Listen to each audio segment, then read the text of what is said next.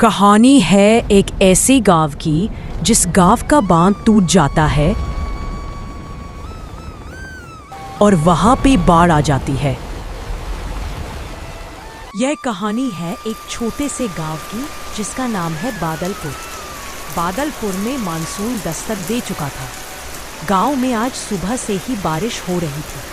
उसे बारिश के बीच घनश्याम अपनी पत्नी मीरा के साथ अपने गांव बादलपुर लौट रहा था। आज कितनी अच्छी बारिश हो रही है। हमारे गांव में इस बारिश से गांव के खेत हरे भरे हो जाएंगे। खेत तो हरे भरे हो जाएंगे, लेकिन घरों की छत से पानी टपकना चालू हो जाएगा। अरे बारिश में इतना तो चलता है, कुछ दिन की ही तो बात है। बारिश हमेशा थोड़ी ना होती है। ऐसे ही बातें करते हुए दोनों अपने घर में आ जाते हैं। घर की हवा में गीली मिट्टी की खुशबू भरी थी और बारिश की छत पर ताल बजा रही थी। कुछ ही दिनों में मौसम कितना बदल गया है। अब बारिश का मौसम शुरू हो गया। हाँ, हम इतने दिन बाद जो अपने गांव लौटे हैं, मौसम तो बदलेगा ही, लेकिन कुछ भी कहो, अपने गांव की तो बात ही कुछ और है। हाँ, आपने सही कहा, लेकिन हमारे पास कुछ ही दिन का राशन बचा है। हाँ मीरा, तुमने सही कहा। मुझे कुछ ना कुछ काम तो जरूर करना होगा। ऐसी बरसात में तो खेती करना भी संभव नहीं है। अब आप यहाँ काम क्या करेंगे? आप गांव में किसी से पता कीजिए, शायद आपको कोई काम मिल जाए। तुमने ठीक कहा। बहुत दिन हो गए, किसी से मिला भी नहीं हूँ। इसी बहाने में कुछ काम भी पता कर लूंगा और सबसे मिल भी लूंगा। ये कहकर घनश्याम बारिश में ही गांव में सबसे मिलने के लिए निकल जाता है। उधर गांव के लोग हरी चाचा, आनंद भाई, भोला और दीवान प्यारे की दुकान पर पड़कर बारिश का आनंद ले रहे थे। तभी घनश्याम वहां आ पहुंचता है। अरे हरी चाचा, आनंद भाई, भोला प्यारे, तुम सब एक साथ कितने दिन बाद मिले हो? अरे घनश्याम, तू कितने दिन बाद देखा है? कैसा है गांव? कब वापस आया? मैं तो आज ही आया हूँ। तुम बताओ, तुम सब आज यहाँ कैसे? हम तो यहाँ एक साथ चाय पीने के लिए आए थे। अब तू भी आ गया, अब बातें करने में मजा आएगा। और सुना, क्या हाल है? और तो सब ठीक है। मैं अभी घर आया था तो सोचा गांव में तुम सबसे मिल लूं, तो मैं इधर चला आया। वैसे मुझे काम की तलाश है। इतने समय से गांव में नहीं था तो खेत भी खाली पड़ा है, और ऐसी बारिश में तो फसल भी नहीं लगा सकता। अब तो कुछ काम ही करना होगा। काम के लिए तो तुम्हें सरपंच जी से बात करनी चाहिए। वो शायद तुम्हें काम दे सकते हैं, वरना ऐसी बारिश में तो सबका काम ठप पड़ा है। ठीक है, मैं कल सुबह सरपंची जी से बात करता हूँ। और सुनाओ, तुम्हारे खेतों में फसल कैसी हो रही है? अरे घनश्याम, अभी तो फसल सही है, लेकिन ज्यादा दिन तक सही नहीं रहेगी। क्यों आनंद भाई, ऐसा क्यों बोल रहे हो? ऐसा क्या हुआ? कल मुखिया जी बता रहे थे कि उन्होंने शहर के मौसम वैज्ञानिक से हमारे गांव का मौसम पता करा था। उन्होंने कहा है इस बार हमारे गांव में बहुत ज्यादा तूफानी बारिश होगी। हमें डर है कि ज्यादा बारिश हमारी फसल को नुकसान न पहुंचाए। अरे आनंद भाई, बारिश तो हर साल ऐसे ही होती है, कभी ज्यादा कभी कम। मैं बताता हूँ घनश्याम भाई, असल में बादलपुर गांव के बांध में दरारें पड़ गई हैं। पिछले साल भी थोड़ी थी, लेकिन इस बार वह काफी बड़ी हो गई है। हाँ, लेकिन बांध को ठीक करने का काम तो सरपंच का है। हम लोग को जाकर उनसे बात करनी चाहिए। वही तो गड़बड़ है घनश्याम भाई। हम बादलपुर गांव के कुछ लोग कल उनके पास गए थे। हमने उनसे बात भी की थी, लेकिन उन्होंने साफ साफ मना कर दिया। सरपंच जी ने माना कैसे कर दिए? अब क्या होगा? अब क्या, अब तो सब ऊपर वाले के हाथ में है। अरे तुम लोग चिंता मत करो, ऊपर वाला सब ठीक कर देगा। ऐसे ही बातें करते करते समय बीत जाता है। अच्छा भाइयों, अब मैं चलता हूँ। इतना कहकर घनश्याम वहां से घर जाने के लिए निकल जाता है। वह घर जाकर सारी बात अपनी पत्नी को बताता है। अरे रीना, हमारे गांव के मुखिया जी ने इस बार शहर के मौसम वैज्ञानिक से पता करा है कि इस बार हमारे गांव में बहुत ज्यादा तूफानी बारिश होगी। और आनंद बता रहा था कि बादलपुर गांव के बांध में दरारें आ गई हैं। अरे तो बांध की देखरेख का काम तो सरपंच जी का है। लोगों ने उनसे कहकर बांध ठीक क्यों नहीं कराया? सब लोग बांध की मरम्मत की बात करने के लिए सरपंच जी के पास गए थे, लेकिन सरपंच जी ने मरम्मत करवाने को साफ इनकार कर दिया। सभी गांव वाले इस बात को लेकर बहुत चिंता में हैं। अगर यह बारिश नहीं रुकी तो हो सकता है इस बार हमारे गांव में बाढ़ आ जाए। अगर ऐसा हुआ तो सबके घर और खेत बर्बाद हो जाएंगे। अब क्या होगा? तुम चिंता मत करो, अब तो जो होगा देखा जाएगा। वैसे आप काम ढूंढने गए थे, कुछ काम मिला कि नहीं? हाँ, आनंद बता रहा था कि गांव में सिर्फ सरपंच जी के पास काम मिल सकता है। मैं कल सरपंच जी से जाकर बात करूंगा। ऐसे ही बातें करते करते रात हो जाती है। घनश्याम और रीना सो जाते हैं। पूरी रात बारिश ऐसे ही लगातार होती रहती है। अगली सुबह घनश्याम उठकर देखा है कि बारिश अभी भी नहीं रुकी है। लगता है मुखिया जी की बात सच है, बारिश नहीं रुकेगी।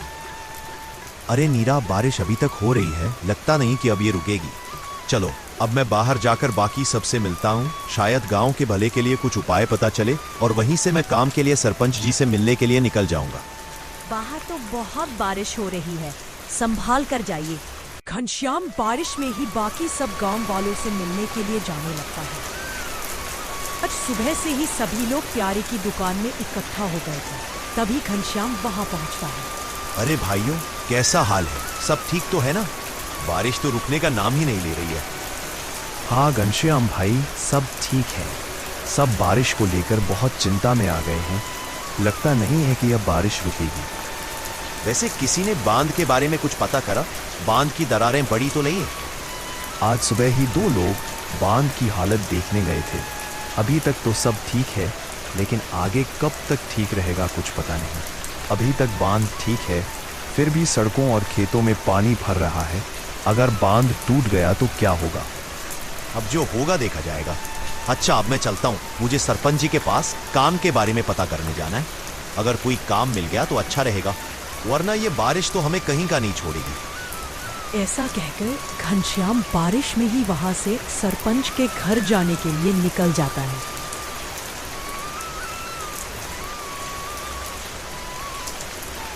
अरे आओ भाई घनश्याम बाबू, कितने दिनों बाद देखा है तुम। गांव वापस कब आए? जी सरपंच जी, बस कल ही आया था। और सुनाओ घनश्याम भाई, यहाँ कैसे आना हुआ? जी मुझे काम की तलाश थी। जब मैं कल गांव के लोगों से मिला था तो उन्होंने बताया कि ऐसी बारिश में तो सिर्फ आपके यहाँ ही काम मिल सकता है, तो मैं यहाँ चला आया। अच्छा, तो तुम काम के लिए यहाँ आए हो? देखो घनश्याम भाई, बारिश का असर जैसे और लोगों के काम पर पड़ा है, वैसे ही मेरे काम पर भी पड़ा है। ऐसी बारिश में सारा काम रुका हुआ है, मैं तुम्हें काम पर नहीं रख सकता। अरे सरपंची जी, ऐसा मत कहिए। आपका तो इतना बड़ा कारोबार है, आपके पास कोई ना कोई काम तो होगा ही। अरे मैंने कहा ना, मेरे पास तुमसे करने के लिए कोई काम नहीं। सरपंची जी ऐसा मत कहिए, आप ही मेरी आखिरी उम्मीद हो। घनश्याम की लाख कोशिशें के बाद भी उसे काम नहीं मिलता है और वह निराश होकर वापस चला जाता है। अरे घनश्याम भाई, क्या हुआ? बड़ी निराश लग रहे हो, काम नहीं मिला क्या? भाई सरपंच जी ने कहा कि बारिश में उनका भी कारोबार रुका हुआ है, वह मुझे कम पर नहीं रख सकते। अरे भाई घनश्याम, तू अकेला इस चिंता में नहीं है, हम सब उसी हालत में हैं। अगर बाढ़ आ गई तो हम सब की फसल और घर डूब जाएंगे। हम सबके पास कुछ भी खाने को नहीं बचेगा। इस बार की बारिश ने गांव वालों को डरा कर रख दिया था। अगर बारिश ज्यादा हुई तो भी नुकसान होना तय था, और अगर कम हुई तो भी। तभी बारिश में एक आदमी वहां आता है। अरे हरी चाचा, गांव के बांध से पानी रिश्ता शुरू हो गया है। थोड़ी ही देर में पानी गांव में घुसने लगेगा और हो सकता है कि बांध टूट भी जाए। सभी लोग यह बात सुनकर और भी चिंता में आ जाते हैं। जिसका डर था वही हुआ। अब हम क्या करें हरी चाचा? अब हम सब लोगों को गांव को जितना जल्दी हो सके खाली करना होगा, इसी में हम सब की भलाई है। ठीक है हरी चाचा, लेकिन हम सब गांव को छोड़कर कहाँ जाएंगे? हमें अब जंगल में ही जाना होगा। इसके अलावा हम कर भी क्या सकते हैं? इस बाढ़ में डूबकर मरने से तो जंगल में रहना बेहतर है। सभी लोग जंगल की ओर जाने लगते हैं। घनश्याम अपनी पत्नी मीरा को साथ लेने के लिए अपने घर जाने लगता है। अरे मीरा, गांव के बांध से पानी रिसने लगा है, हो सकता है कि बांध टूट भी जाए। हमें जल्दी से जंगल की ओर जाना होगा। सभी लोग गांव से निकलकर जंगल में जा रहे हैं। इतना कहकर वह जंगल की ओर निकल जाते हैं। धीरे धीरे सड़कों पर पानी भरने लगता है। सभी लोग जैसे ही जंगल में पहुंचते हैं, तभी बांध टूट जाता है।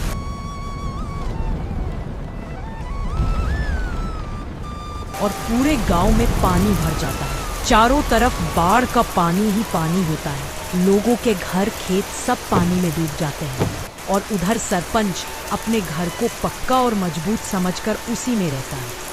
अरे ये बारिश मेरा कुछ नहीं बिगाड़ पाएगी, मेरा घर पक्का और मजबूत है।